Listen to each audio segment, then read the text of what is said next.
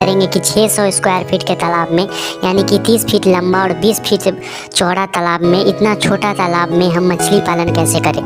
दोस्तों, हम इतना छोटा तालाब में भी बहुत ही आसानी से मछली पालन कर सकते हैं। मैं वीडियो के आगे आपको बताऊंगा कि हम किस मछली का पालन कर सकते हैं और कितना लाभ हमें होगा, कितना खर्च होगा, पूरा जानकारी आपको इस वीडियो में मिलेगा। दोस्तों, मात्र इतना छोटा तालाब यानी कि 30 फीट लंबा तालाब और 20 फीट चौड़ा तालाब से भी हमें बहुत ज़्यादा फ़ायदा होता है। तो पूरा वीडियो देखिएगा अगर आपको अच्छे से जानकारी चाहिए कि 600 स्क्वायर फीट के तालाब में हम सफल मछली पालन कैसे कर सकते हैं।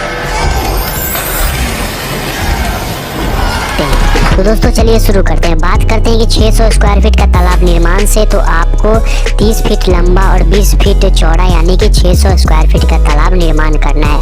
तालाब निर्माण करने के बाद आपको चूने का छिड़काव करना है। अब बात करते हैं कि 600 स्क्वायर फीट के तालाब में हम कितना चूने का छिड़काव करेंगे।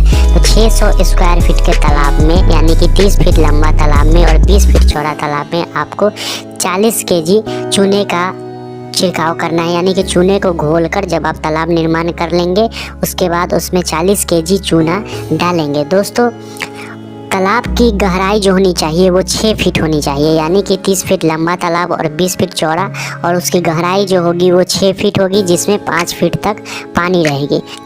चूना डालने के बाद हम तालाब में पानी भर देंगे 5 फीट तक। उसके बाद उसमें 30 kg तक गोबर डालेंगे। गाय का गोबर हो या भैंस का गोबर हो आप उसमें डाल सकते हैं। दोस्तों, आज की इस वीडियो में हम बात कर रहे हैं पंगेसियस मछली के पालन के बारे में कि जासर मछली का पालन हम मात्र 600 स्क्वायर फीट के तालाब में कैसे करें। दोस्तों, हम बहुत ही आसानी से कर सकते हैं। बात करते हैं कि कितना मछली का बच्चा हम 600 स्क्वायर फीट के तालाब में जासर मछली का रखेंगे। तो आप 1200 बच्चा बहुत ही आसानी से जासर मछली का 600 स्क्वायर फीट के तालाब में रख सकते हैं। दोस्तों, जैसे कि मैंने बताया कि चूना डालने के बाद, पानी भरने के बाद, गोबर डालने के 48 घंटे के बाद आपको मछली का बच्चा अपने तालाब में रखना है 600 स्क्वायर फीट के तालाब में। दोस्तों, क्योंकि हम जासर मछली का पालन करने जा रहे हैं 600 स्क्वायर फीट के तालाब में, तो यह एक ऐसी मछली है जो कांटेदार मछलियाँ होती है, जिसके शरीर में भी बहुत सारे कांटे निकले होते हैं जो एक दूसरे को चुभती है और उससे एक दूसरे को घाव हो जाती है।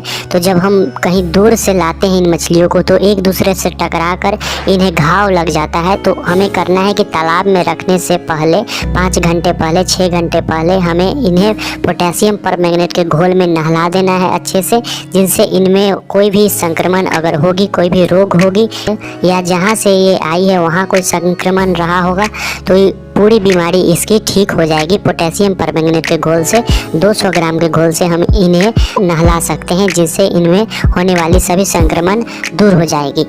दोस्तों, बात करते हैं कि जैसे कि हमने बच्चा तालाब में डाल दिया जासर मछली का, उसके बाद हम उसे भोजन में क्या देंगे। तो जैसे कि हमारा तालाब जो है वो छोटा तालाब है तो हम उन्हें घर का भी बचा खुचा खाना दे सकते हैं, नहीं तो हम उन्हें होममेड फीड बनाकर अलग से दे सकते हैं, जिसमें हमारा राइस ब्रान आता है, सरसों की खली आती है, गुड़ आता है, मक्का का दर्रा आता है। तो ये सब मिलाकर भी हम जासर मछलियों के लिए भोजन बना सकते हैं, नहीं तो हम उन्हें फ्लोटिंग फीड भी दे सकते हैं। तो बात करते हैं कि कितना हम भोजन उन्हें दें। दोस्तों, अगर हम घरेलू भोजन देते हैं, होममेड भोजन बना कर देते हैं तो 20 kg के आसपास हमें, जब बच्चा उंगली के साइज का हो तो उस हिसाब से हम 20 kg दे सकते हैं। जैसे जैसे बच्चा बढ़ता जाएगा वैसे वैसे हम भोजन की मात्रा बढ़ाते जाएंगे। तो जैसे कि छोटा सा तालाब होता है तो उसमें ऑक्सीजन की भी प्रॉब्लम आती है, लेकिन पंगेसियस मछली जो है उसे ऑक्सीजन की, घुलित ऑक्सीजन की बहुत ज़्यादा ज़रूरत नहीं होती है। वो ऊपर आकर हमेशा सांस लेती है। लेकिन फिर भी बात करते हैं कि हम ऑक्सीजन की मात्रा कैसे बढ़ाएं। तो 600 स्क्वायर फीट का तालाब है यानी कि उसमें बहुत ही कम पानी होता है, तो उसमें हम क्या कर सकते हैं कि सुबह में एक बार और शाम में एक बार हमें करना है कि कुछ बाल्टियाँ हमें ले लेनी है, 2-3 बाल्टियाँ हम ले लेंगे। उसके बाद बाल्टियों से हमें तालाब का कुछ पानी निकालना है और 5 फीट ऊपर से हम उसी तालाब में उसी पानी को डालेंगे। 3-4 बार ऐसे हम सुबह शाम कर देंगे तो मछलियों के लिए ऑक्सीजन का निर्माण, घुलित ऑक्सीजन का निर्माण तालाब में हो जाएगा। तो अब बात करते हैं कि हमें इन सभी चीज़ों को करने में खर्च कितना आएगा, यानी कि मछली का बच्चा, फिर से मछलियों को भोजन में खर्च कितना आएगा और हमें अंत में मुनाफा कितना होगा 600 स्क्वायर फीट के तालाब में, यानी कि 30 फीट लंबा तालाब और 20 फीट चौड़ा तालाब में मुनाफा हमें कितना होगा। दोस्तों मछली का बच्चा में हमें 6,000 रुपये तक का खर्च आएगा। जासर मछली का बच्चा में हमें 6,000 रुपये तक का खर्च आएगा। दोस्तों बात करते हैं कि तैयार कितने दिनों में ये सब हो जाएगी, तो 4 से 5 महीने 6 महीने में अगर हम अच्छे से भोजन खिलाते हैं तो ये सभी मछलियाँ 600 ग्राम से लेकर 800 ग्राम तक बहुत ही आसानी से हो जाएगी। अगर हम 1200 मछलियों का एवरेज साइज़ 600 ग्राम ही लेकर चले तो ये 720 केजी हो जाती है, यानी कि 720 केजी तक सभी मछलियों का वजन हो जाता है। अगर हम रेट लेकर चले 110 रुपया ही 720 मछलियों का, तो उस हिसाब से हमें 79,200 रुपये तक का मछली हमारी सेल होती है। जैसे कि दोस्तों मैंने बताया कि 6,000 रुपये तक का हमें बीज में और 30,000 रुपये तक का हमें भोजन में खर्च आएगा, तो उस हिसाब से 36,000 रुपये तक का हमें खर्च आएगा। अगर 79,200 रुपये में से 36,000 रुपये को घटाते हैं हम, तो 43,200 रुपये तक का हमें फ़ायदा होता है। दोस्तों मैंने 600 ग्राम ही एवरेज साइज़ लेकर चला है। अगर कोई मछलियाँ 800 ग्राम 1 केजी 1.5 केजी तक भी हो जाती है, तो इस हिसाब से आप जोड़ सकते हैं कि हमें 50,000 रुपये तक का फ़ायदा होता है मात्र 600 स्क्वायर फीट के तालाब में।